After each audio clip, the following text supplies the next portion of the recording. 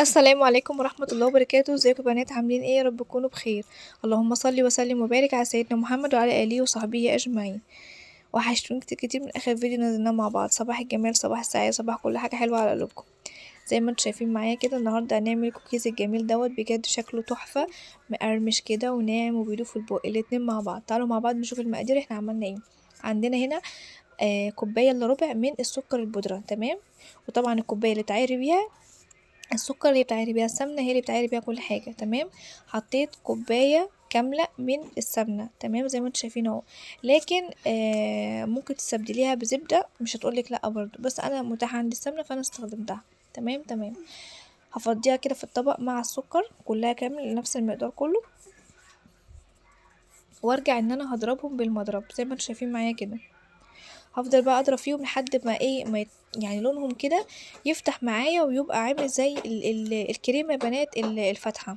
بصوا اصلا اللون بدأ يغير ازاي، واحده واحده هيبدأ ان هو يغير. هفضل بقى ايه انا وراهم كده ايه اضرب فيهم لحد ما لونهم يغير خالص. طبعا هل هينفع في الخلاط؟ لا، الحاجات اللي زي دي بتبقى عايزه مضرب كهرباء. في المضرب اليدوي هو هينفع في المضرب اليدوي، بس عايز يعني ايه، هياخد منك وقت طويل جدا جدا جدا جدا يعني، عشان تبقى عامله حسابك يعني عشان توصلي للقوام اللي احنا عايزينه او اللون اللي احنا عايزينه، هياخد منك وقت طويل جدا. لكن هو محتاج مضرب، مش محتاج خلاط او هاند بلندر او اي حاجه من ده كله. تمام تمام. بصوا بقى درجه اللون بدأت تتغير معايا ازاي. انا بقى عايزاها زي الكريمه الفاتحه كده.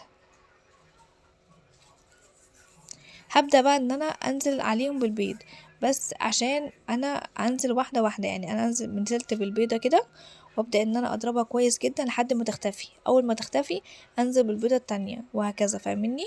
يعني انت ايا كان المقدار اللي انت تعمليه وكمية البيض اللي انت تحطيها، تحطي بيضة بيضة. زي ما انتوا شايفين اهو، حطيت اول بيضة ضربتها، اول ما اختفت معايا مع الخليط وبقت خليط واحد، نزلت بالبيضة التانية. بعد كده احط عليها كيس من الفانيليا زي ما انتوا شايفين كده. لو عندك فانيليا من السايلة شغالة برضو، مش شرط بودرة، انا المتواجد عندي بستخدمه. بصوا زي ما انتوا شايفين كده، اللهم بارك. بدأت بقى ان انا ايه اضربها كده. اول بقى ما خلاص كده البيضة التانية تختفي معايا واتأكد ان انا ضربتهم كويس جدا وبقى الخليط كل واحد، هبتدي بقى ان انا اوقف ضرب كده. مش هحتاج المضرب في حاجة تاني، واروح بقى ايه مشغلة اشيل المضرب كده. انا بس كنت برفعه كده بالراحة بحيث ان انا ايه انزل كل الخليط اللي فيه. بعد كده هبتدي ان انا انزل بالدقيق، ولازم طبعا ان احنا ننخل الدقيق. خطوة نخل الدقيق دي مهمة جدا يا بنات، يعني ما بتخليش فيه اي شوائب خالص في الدقيق. وفي نفس الوقت بتبقى الحاجة كده ايه، يعني بيبقى الدقيق كده بيبقى منخول، بتدخلي فيه هوا، ما تبقاش الحاجة بتاعتك مكتومة او فيها اي حاجة. تمام. انا هنا ضفت كوبايتين من الدقيق، وهبدأ ان انا اقلب. هقلب هنا بمعلقة كده بالراحة الاول قبل ما احط ايدي، زي ما انتوا شايفين معايا كده بالشكل دوت. طبعا هي هتبقى طرية جدا، فانا هنزل بالنص، يعني مقدار الدقيق عندي كوبايتين ونص من الدقيق، زي ما انتوا شايفين معايا بالشكل دوت. هنزل بقى بالنص كوباية وحطهم كده. بس اول ما العجينة، طب انا هعرف منين ان العجينة لمت او مثلا مش محتاجة حاجة تاني؟ اول ما تبتدي ان هي تلم معايا والطبق ينضف، خلاص كده اعرف. طب نفترض ان انا الايد اللي انا بعجن بيها، هنا بقى وقفت المعلقة وهبدأ ان انا اتدخل بايدي. بصوا بقى انا مش هعجن، انا هبتدي ان انا اجيب من تحت لفوق من تحت لفوق. اول ما الدقيق يختفي عندي، خلاص كده انا مش بصوا زي ما انتوا شايفين كده، بحاول ان انا انضف الطبق والم كده الدقيق كده مع العجينة عشان يبقى كله واحد، ما تبقاش فاصلة او جزء وجزء.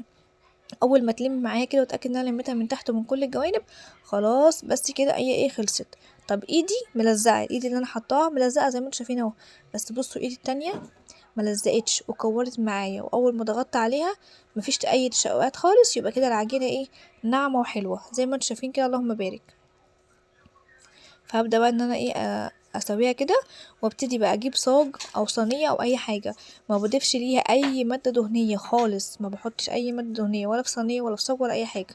ببدأ بقى ان انا اكورها كده، واحط بقى ايه ابططها كده حاجه بسيطه عشان هي ايه هتفرش في الفرن. طيب انا ما حطيتش بيكنج باودر، انا اعتمدت يا بنات على البيض اللي انا حطاه. هنا جربت قلت احطها ب3، وجربت واحده كده يعني بكام واحده كتير، فحسيت ان هي الشوكولاته شيبس يعني مش حلوه.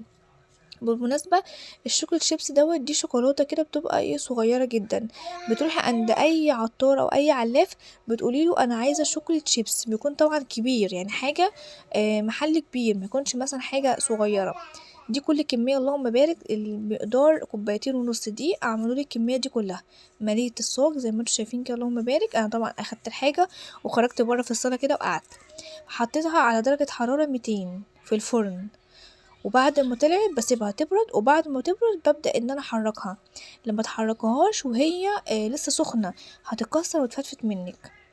طبعا في واحدة متاكلة هنا من الصاج، كنت بس بدوقها كده وبطمن عليهم واشوف طعمهم ايه.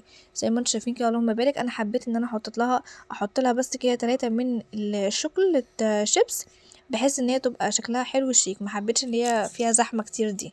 الشكل طبعا ده بتاعك انتي براحتك. بس بصوا بقى شايفين كله بقى درجة لون واحدة وكله جميل، وبجد كان طعمها تحفة وحاجة جميلة جدا، جربوه هيعجبكم جدا بجد. زي ما انتوا شايفين كده، هنا انا كنت بس بحط الطبق كده عشان كنت هدوق حماية منه زي ما انتوا شايفين. اما بقية الكمية يعني واضحة قدامكم في الفطار بقى، في مثلا في العشاء، حاجة حلوة كده تنقنقي فيها، لا لو معاكي اطفال. في اللانش بوكس طبعا احنا في ايام امتحانات لكن العيال اللي هي الاطفال اللي هي بتروح الحضانة بتاخد معاها في اللانش بوكس. انا بالنسبة لاولادي بضيف لهم على فكرة مع السندوتشات بتاعتهم، بحط لهم واحدتين 3 كده بياخدوها معاهم بيبقوا مبسوطين جدا.